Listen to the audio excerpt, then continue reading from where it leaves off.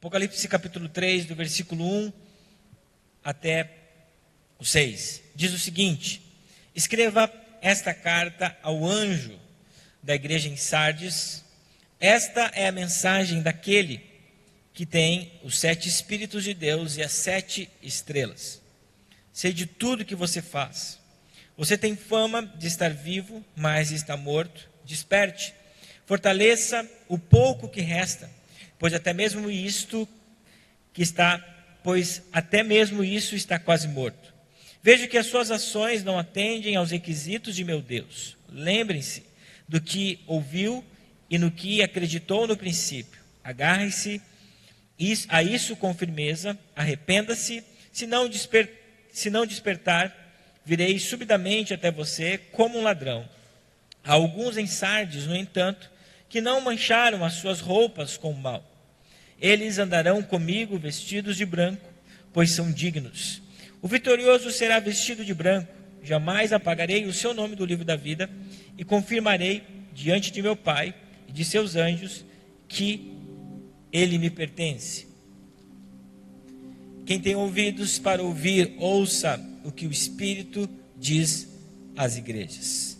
Bondoso Deus, essa é a tua palavra e nós somos gratos por ela, porque ela, sem ser proclamada de um púlpito, de um palco, Senhor, ela por si só gera em nós mudança e transformação, pois ela é a revelação do Senhor para a nossa vida. Que nessa noite nós venhamos receber ela, Senhor, como sementes, e assim como a tua palavra fala, que ela multiplique no mínimo 30 e no máximo 100 por um em cada coração. E tudo, Deus, que tenta roubar as sementes do teu evangelho do nosso coração, nós repreendemos em nome de Jesus e voltamos total atenção para a tua palavra em nome de Jesus. Amém? Eu acredito que muitos de nós, ou todos nós, quem sabe já ouvimos uma frase muito popular, que muitas vezes nós falamos, ou quem sabe já falaram para nós, que é a seguinte: ele está enganando a si mesmo. Essa frase, quando é dita, ela nos mostra que nós, ou as pessoas na qual falamos ou ouvimos falar, estão certamente andando em um caminho errado ou em um caminho equivocado na sua vida, mas insiste em permanecer naquele caminho, mesmo ciente que aquela direção, que aquela vereda, que aquele caminho pode conduzi-lo à morte. Eu já vivenciei uma situação assim na minha vida, que eu sabia que aquele caminho que eu estava andando, que aquilo que eu estava levando na minha vida não teria um bom resultado, mas mesmo assim eu persisti em andar naquela direção. Mas isso não é um dito popular apenas, mas isso é uma verdade bíblica, pois no livro de Provérbios, no capítulo 21 e no versículo 16, nós vamos ver o seguinte: quem se desvia do caminho da prudência acabará no caminho dos mortos.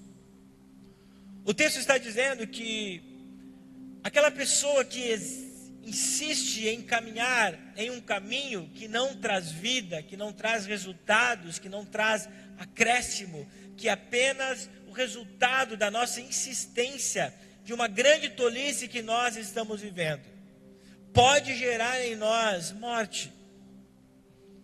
Uma morte que aqui o texto nos fala, uma morte espiritual, porque pode nos afastar do Deus e da sua vontade. Então, meus irmãos, é muito perigoso quando nós somos avisados, somos alertados por alguém, e até mesmo pelo próprio Espírito, que nós estamos indo em uma direção equivocada, e nós insistimos em trilhar aquele caminho que não nos levará à vida, mas sim à morte. Outro perigo tão grave, ou pior que esse, é achar que tudo está bem, quando na verdade nada está. Muitas vezes nós somos assim. Gostamos de nos enganar, dizendo que tudo vai se aprumar, tudo vai se endireitar naquele caminho. E na verdade nós sabemos que aquele caminho nada mais é do que um caminho de distração e um caminho que pode nos afastar da vida eterna. Então existe um grande perigo do crente enganar a si mesmo, enganar a sua vida espiritual, sustentando uma falsa fé, baseada em aparência, quando na verdade tudo está morto. A quinta carta, direcionada à quinta igreja do Apocalipse, fala exatamente sobre isso. Sobre esse equívoco de nós nos enganarmos, sobre esse equívoco de andarmos em um caminho que nós sabemos que nos conduzirá à morte, mas mesmo assim, nós continuamos andando. A igreja em Sardes que nós lemos e vamos estudar um pouco sobre ela, mostra essa realidade. Pois Jesus diz: vocês têm a fama de estar vivos, mas na verdade estão mortos. E o que eu quero refletir com você nessa noite, e quero fazer com que você pense durante toda essa ministração, é a seguinte: qual o nosso verdadeiro estado perante Deus? Se estamos vivos ou se estamos mortos? Essa pergunta, ela deve permear todos os seus pensamentos diante de cada versículo que nós vamos estudar das Sagradas Escrituras. Como eu estou perante Deus? Será que eu estou, melhor dizendo, vivo, ou será que eu estou morto? O versículo 1, na parte A do texto que nós lemos, do capítulo 3 de Apocalipse, vai dizer o seguinte: escreva esta carta ao anjo da igreja em Sardes. Essa é a mensagem daquele que tem os 7 Espíritos de Deus e as 7 estrelas. Mais uma vez, como nas cartas anteriores, Jesus se apresenta revelando quem ele é.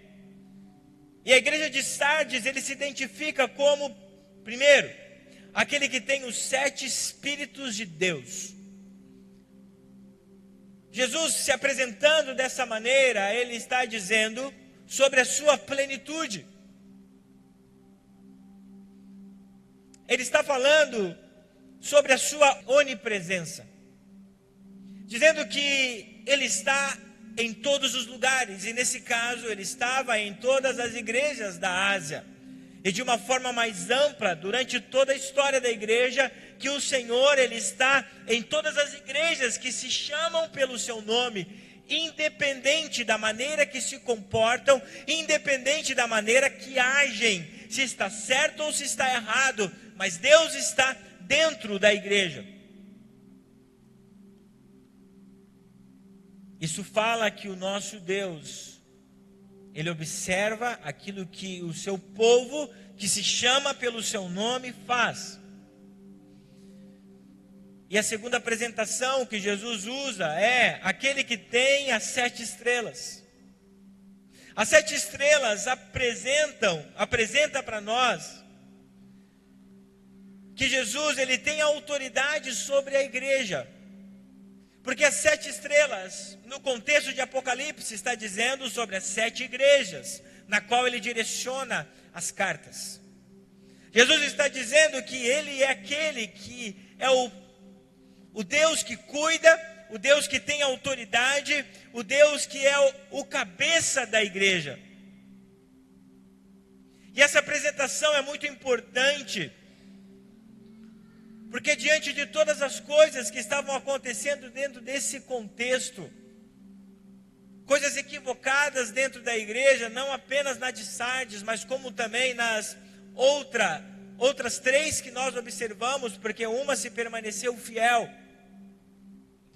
Deus está dizendo, por mais que vocês pensem que as coisas estão saindo do controle, quantas coisas equivocadas nós olhamos dentro das igrejas, quantas doutrinas equivocadas, pessoas vendendo sal, pessoas vendendo sabão em pó, pessoas pisando em cima do sal grosso. Isso parece mais macumbaria do que qualquer outra coisa.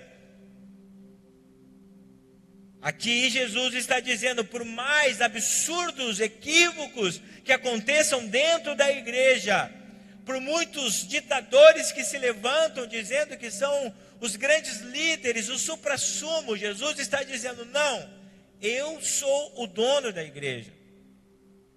Efésios capítulo 1, versículo 22 até o 23, o apóstolo Paulo diz o seguinte: Deus submeteu todas as coisas à autoridade de Cristo e o designou como cabeça de tudo para o bem da igreja, que é o seu corpo.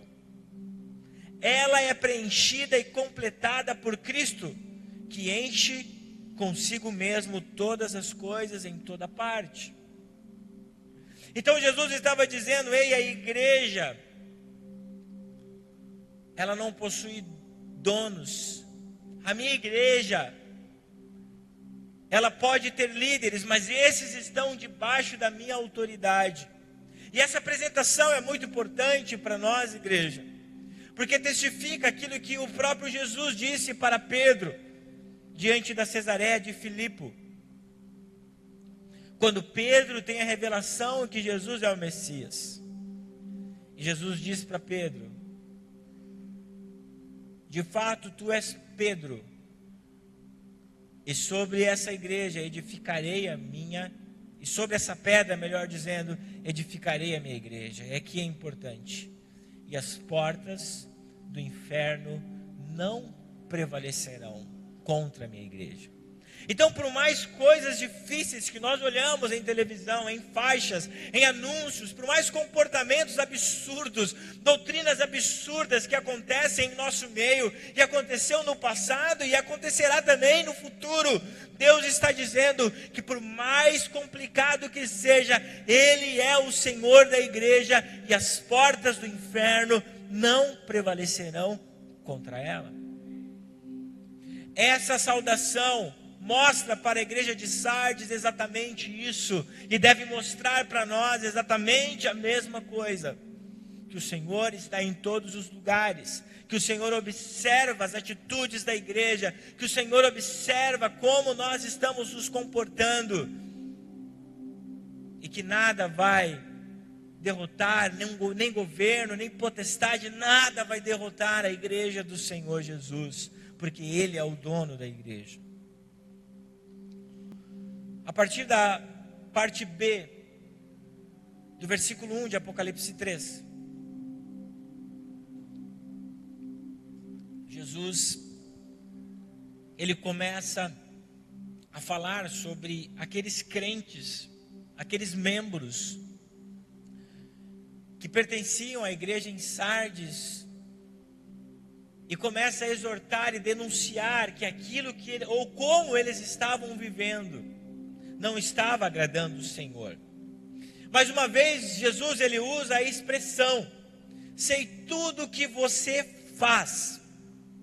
Isso para mim, igreja, me gera uma reflexão profunda sobre essa advertência. Pois ele não fala apenas para os cristãos de mais de 2000 anos atrás, mas ele fala para nós, que ele vê tudo que nós fazemos, ele sabe tudo que nós estamos praticando.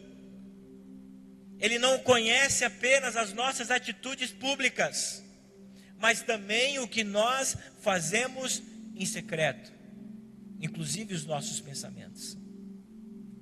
E para todas as igrejas, Jesus diz, eu sei o que você faz. Atitudes externas não falam, não revelam exatamente o que nós somos. E o que o Senhor observa é mais profundo, é o nosso coração, como também aquilo que nós estamos fazendo em secreto. Nós podemos muitas vezes até aparentar uma santidade, uma vida casta, pura diante das pessoas, Mas quem realmente define o nosso estado espiritual é o Senhor. E esse era exatamente o problema de Sardes. Porque Sardes aparentava estar viva. Apresentava que tudo estava bem, mas na verdade estava morta. Aí então Jesus declara no versículo 2: desperte, fortaleça o pouco que resta, pois até mesmo isso está quase morto.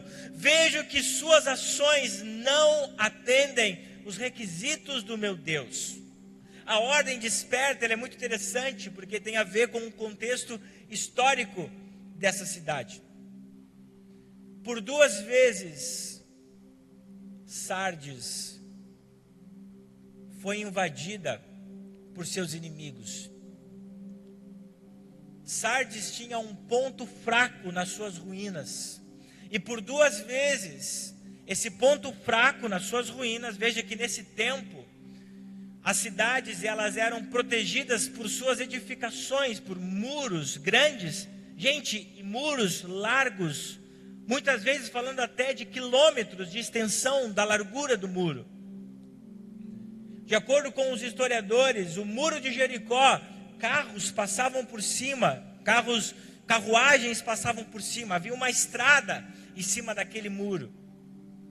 E a cidade de Sardes, por falta de vigilância, por 2 vezes foi derrotada. Porque os governantes de Sardes não colocaram de uma forma adequada os seus seguranças.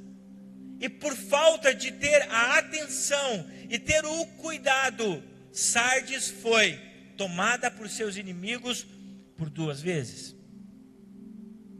E esse marco vergonhoso no contexto da cidade de Sardes, Jesus traz para o contexto espiritual. Despertem. E algumas versões dizem: sejam vigilantes. Jesus estava dizendo que aqueles irmãos da igreja de Sardes não estavam sendo vigilantes, não estavam cuidando, não estavam vivendo a sua vida espiritual como precisavam viver, estavam deixando as coisas ficarem descuidadas. E a falta de vigilância, meus irmãos, não é um problema apenas de Sardes. É um problema comum na vida espiritual de crentes desde Sardes até os dias de hoje. Crentes que não vigiam a sua maneira de viver. Crentes que não vigiam a sua maneira de se comportar. De ter uma vida de fato que agrade ao Senhor. É isso que Jesus está falando. Olha, vocês não estão vivendo uma vida de vigilância contra o pecado. Veja que essa igreja não tinha nenhuma heresia que estava entrando dentro do seu contexto. Mas o grande problema é que a igreja não estava vigiando. E com isso os seus membros estavam vivendo uma vida em pecado. Mas eles pensavam que estavam vivos. Aí que está a grande pergunta que eu fiz. Ou a grande frase que faz com que nós venhamos pensar nessa noite: muitos estão enganando a si mesmo. Era o problema de Sardes. Não eram vigilantes. E por isso estavam se enganando. Quantos estão me entendendo? O maior equívoco nosso é nós não vigiarmos contra o pecado. O comentarista William Barclay fala sobre 3 níveis de morte espiritual. O primeiro, o pecado e a morte da vontade. Quando alguém cede ao pecado, logo se torna incapaz de responder a qualquer outro chamado. O pecado está tão grande na sua vida ao ponto de não conseguir corresponder o chamado de Cristo para o arrependimento. O pecado da morte da vontade enfraquece a pessoa de poder escolher aquilo que é bom. Muitos de nós não estamos conseguindo reagir, porque o pecado matou a nossa vontade de estar na presença de Deus. Viemos até na igreja como os irmãos de Sardes, mas o pecado nos matou a vontade de viver uma vida separada para Deus. E nós estamos pecando de uma forma natural durante a semana, durante a nossa vida. E vivemos uma vida aparente quando entramos dentro da igreja. Barclay também fala sobre o pecado na morte dos sentimentos. Ele diz que isso é um processo de escravidão do pecado lento. No início há dúvidas. Será que realmente eu estou cometendo esse pecado ou não? Há peso na consciência. Não, mas realmente eu estou, e há desconforto. Mas com o tempo, por falta do arrependimento, o pecado se torna natural. Antes você tinha o desconforto. Antes você até pensava por causa do remorso, por causa da consciência. Mas quando o pecado mata os sentimentos, nós vivemos uma vida em pecado. Aí que está o problema, meu irmão. Pensamos que estamos vivos, mas na verdade estamos mortos. Viemos na igreja, frequentamos, mas durante a semana, durante a nossa vida toda, até chegar a hora de ir na igreja, nós vivemos em uma vida em pecado. Barclay também fala sobre a morte da beleza. O pecado tem poder de distorcer tudo aquilo que é belo e torna ele corrompido. Estarmos na lei do Senhor é um privilégio. Davi fala sobre esse privilégio de estar na lei do Senhor, mas o diabo, ele distorce toda a beleza de amarmos a Deus, toda a beleza de nós vivermos uma vida para Ele, ao ponto de nós não acharmos graça nenhuma, ficamos igual vivo, mas na verdade estamos mortos. Sabe por quê, meus irmãos? Porque nesse mesmo versículo, Jesus diz o seguinte, que as obras da igreja, as obras dos membros daquela igreja, não atendiam aos requisitos de Deus. Você serve um Deus que tem requisitos. Você serve um Deus que tem um padrão. E as obras da igreja de Sardes não atendiam os requisitos de Deus.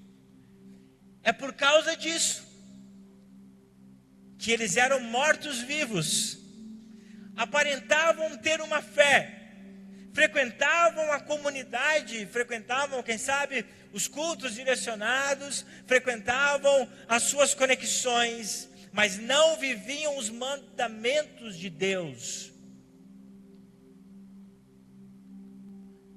E estudando esse texto, sabe que é muito interessante? Desculpa o termo, mas para que você entenda, se eu usar um termo mais brando, digamos, era uma igreja nécia. Quem sabe o que é nécio? Eu sei o que é Nércio, que eu tenho um amigo meu que chama Nércio. Nércio é uma igreja burra, é burro. Nécio é burro, ignorante. Não vamos arrumar aqui, que ignorante é aquele que ignora, né, que não sabe.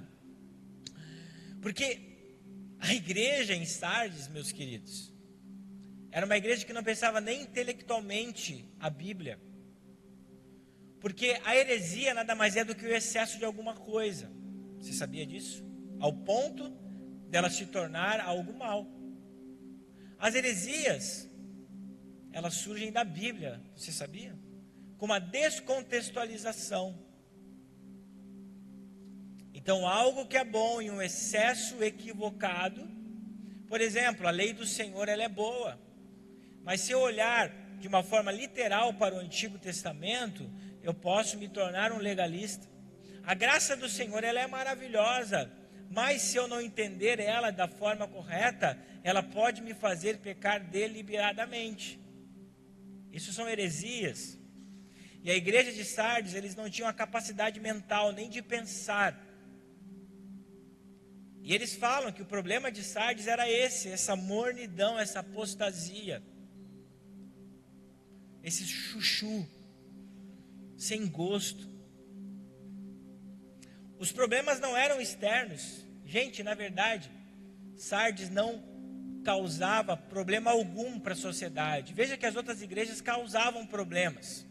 O mesmo contexto asiático aqui, são 7 igrejas da Ásia. Então, tinham muitos judeus, e a religião romana predominava com seu panteão, muitos deuses. Era uma população com vários deuses, politeísta. Só que os irmãos de Sardes nem incomodavam esses caras. Sabe aquela pessoa que vai dentro de um contexto, em uma roda de amigos, ele é crente, e a sua presença ali não gera nenhuma diferença no ambiente? Eu tenho um testemunho para dar para vocês. Eu sou pastor de vocês de forma integral, sou pastor presidente, mas eu também tenho uma empresa, eu tenho os meus negócios, eu circulo no meio corporativo, em muitas reuniões que eu sento. Sabe que hoje as redes sociais dão a oportunidade de você stalkear as pessoas, né? Saber quem você é. E lá, logo na minha bio está escrito, né? Pastor, teólogo e algumas coisas. E a pessoa vai lá e vê muitas coisas que você fala. Em muitos ambientes que eu estou, 99%, as pessoas que eu sei, pelo contexto que eu estou aqui, falam palavrão, falam inúmeras imundícias, não falam quando eu estou presente. Várias vezes eles perguntam, eu posso falar palavrão aqui, porque sabe quem eu sou? Eu falo assim, melhor não, né?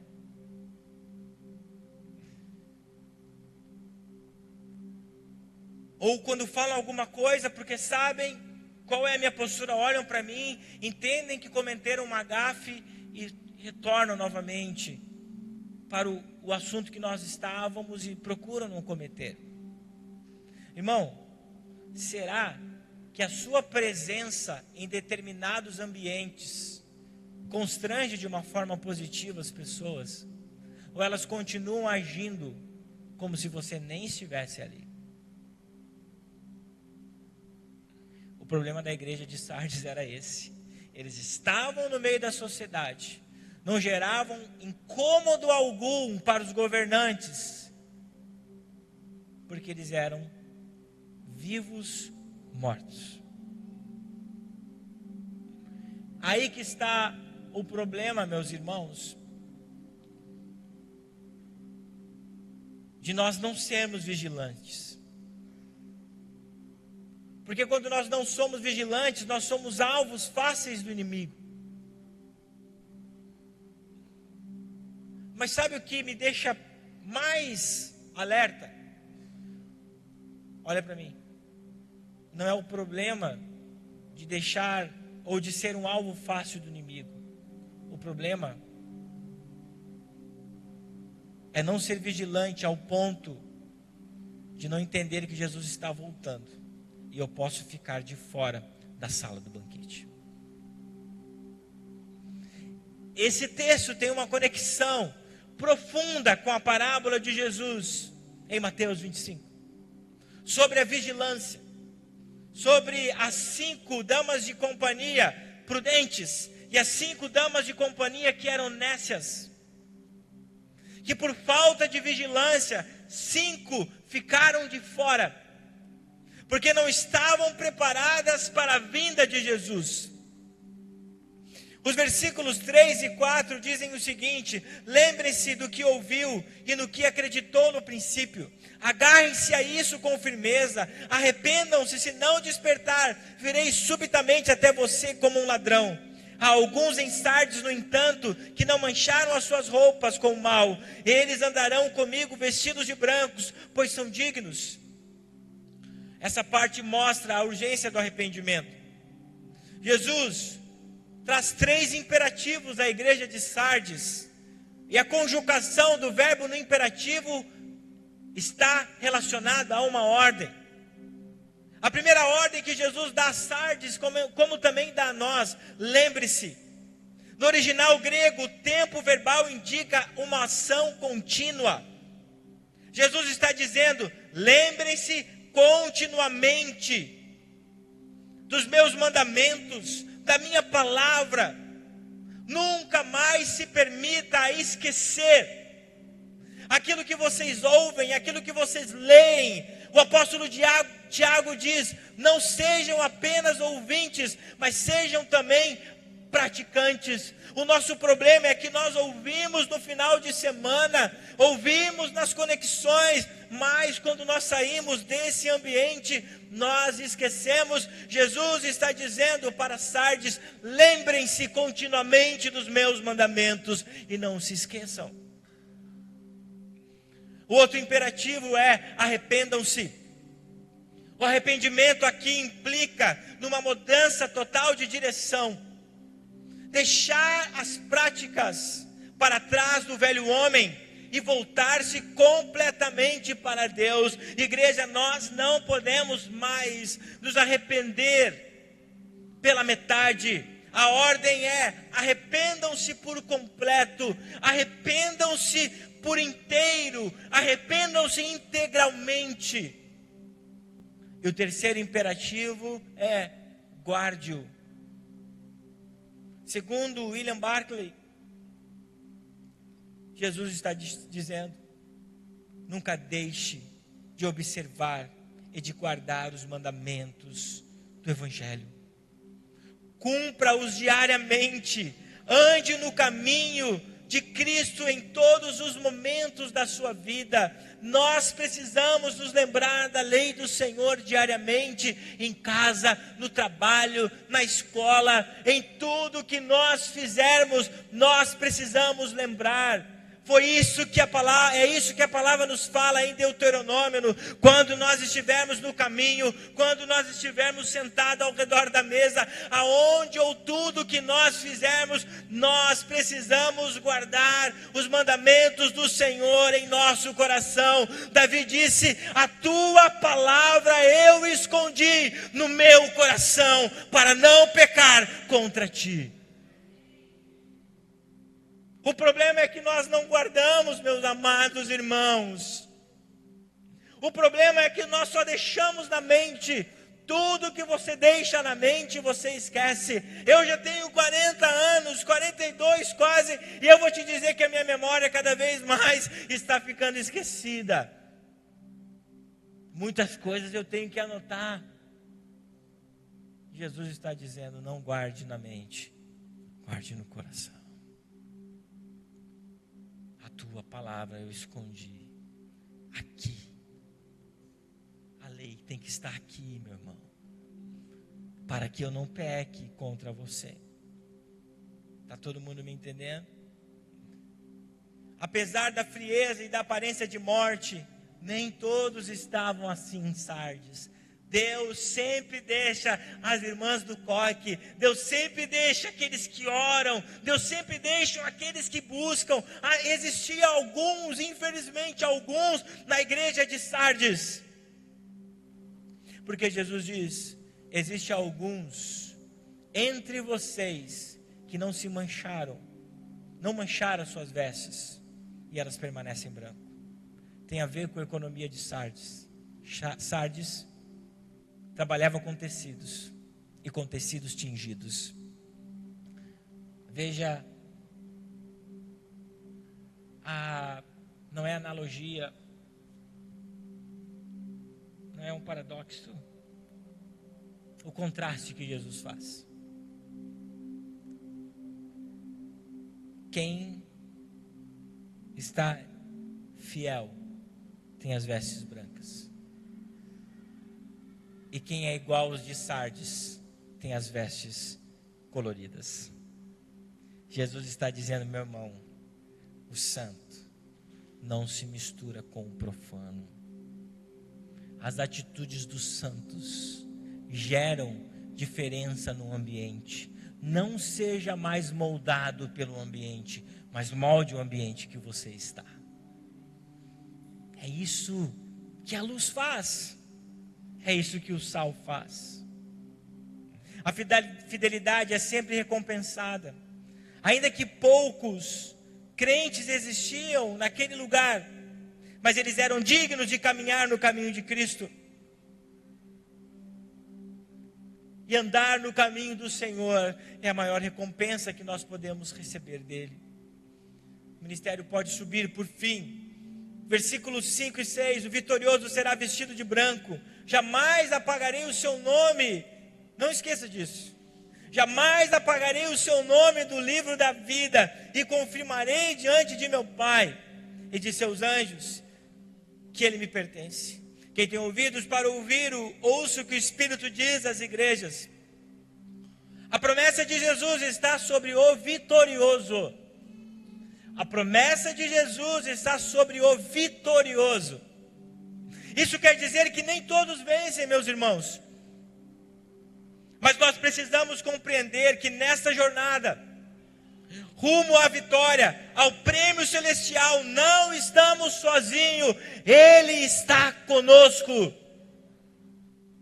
Ele está conosco para nós nos tornarmos vitoriosos. Paulo diz que em todas essas coisas, da jornada da vida, das tribulações da vida, dos desgostos da vida, nós somos mais que vencedores. Em quem? Em Cristo Jesus. E para o vencedor haverá certeza que o seu nome está escrito no livro da vida, onde somente os salvos estão. Meu irmão, não existe nada melhor do que você sentar no seu carro, pedir que o Senhor te guarde de todo mal, mas se acontecer alguma coisa e você partir naquele dia sem aviso, você sabe que encontrará Jesus do outro lado, porque Ele estará com você na eternidade. Essa é a certeza que nós precisamos ter. O meu nome está escrito no livro da vida. Mas o grande problema de Sardes é que muitos tinham nome. Não esqueça disso. Mas muitos que tinham nome estavam prestes a ter um nome apagado. É possível você perder a sua salvação. Em Jesus existe a garantia da salvação, mas em Jesus, se você sai de Jesus, você perde essa garantia. Amados,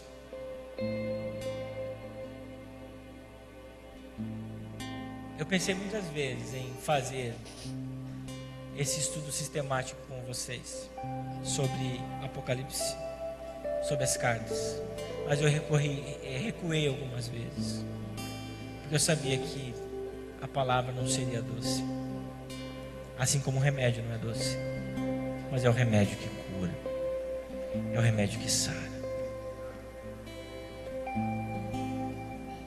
Não queiramos ter o nosso riscado do livro da vida. Sardes, muitos de Sardes, não poucos, estavam prestes a ter o seu nome riscado. Meu irmão, volto a perguntar: como está a sua condição perante Deus? Como Ele te vê? Como vivo ou como morto? Mas a maior promessa que nós temos para você, meu amado irmão, que pode pensar: eu estou morto, que Jesus ao terceiro dia ressuscitou e tem poder de ressuscitar os mortos. e tem poder de trazer a vida, tem poder de levantar você. Quem sabe do túmulo mais profundo, pastor, não dá mais. Lázaro estava há 4 dias morto, mas Jesus disse: Lázaro, vem para fora. Não importa, meu irmão, como você está. Eclesiastes capítulo 7, Salomão diz: não importa como você começou, mas o que importa é como você vai finalizar. Não importa como você começou. Na verdade, no contexto bíblico, o começo nem é tão importante. O importante é como você vai terminar. Como você vai terminar? O apóstolo Paulo diz: combati o bom combate e guardei a fé. Agora o que me resta é aguardar a coroa da justiça, que eu e você possamos dizer, mesmo que não com palavras, mas com atitudes, quando nós partimos dessa terra: combati o bom combate e guardei a fé. Agora o que me resta é a coroa da justiça, que para mim, para você, para todos foi separada. É tempo de nós vivermos. É tempo de nós ressuscitarmos. É isso que o Senhor espera de nós. Sejamos vigilantes. Vamos nos colocar em pé. Vamos orar. Vamos cantar.